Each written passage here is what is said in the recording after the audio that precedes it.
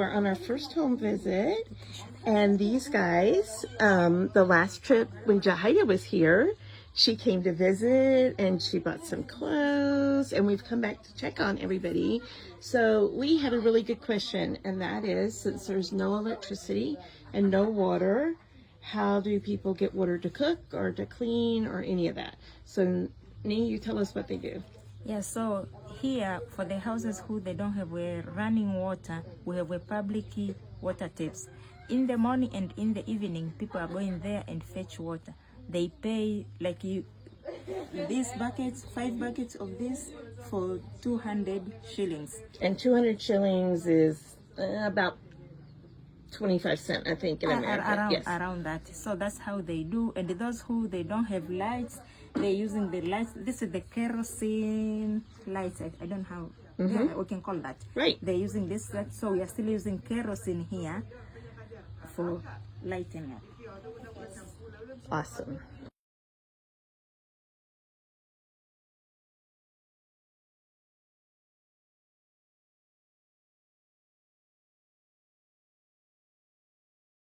So this is Fatma's produce stand, where her microloan from TAFCOM.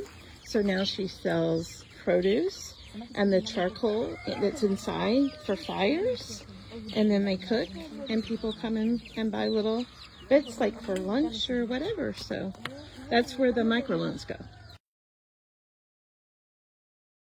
So that we're at another one of TAFCOM's clients, and this is her little lunch stand.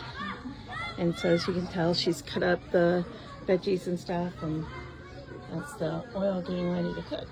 Now we're at Fatuma's house. And she's not feeling great today, but she has us in, and she has the microloan and the little stand. She got one of the first microloans from TAFCOM.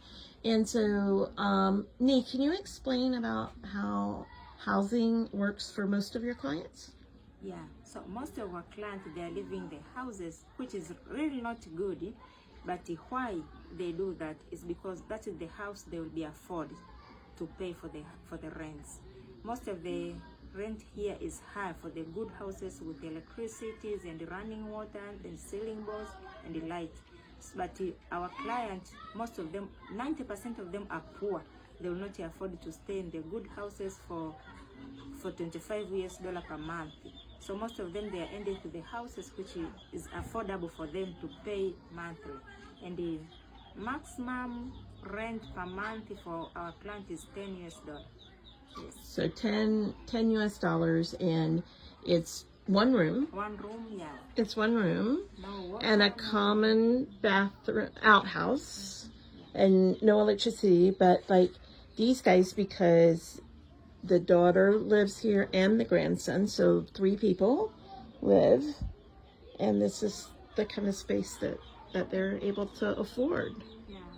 So Nee, one of the great things here is, I know this seems poor, and it is poor, but one of the amazing things TAFCOM does is the microloans. Yes.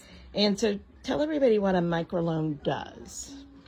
Yeah, normal microloan here is helping our clients to start the small business, and through that small business, they can get some money to support themselves, especially for our main thing is for them to get food, medicine, and a little bit of house rent.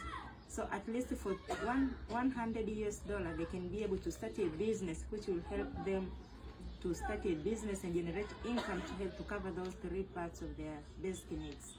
So the microloans are $100, and one thing that always amazes me, really amazes me about the microloans, is how they really pay them back. Exactly, yes. Yeah. So they pay them 100%. They pay them unless someone is sick or something Passes away or exactly, something. Yeah. But all of them, they are paying back. So when somebody donates $100 for a microloan, and it goes to a client, then they pay that back, but then that $100 is used again.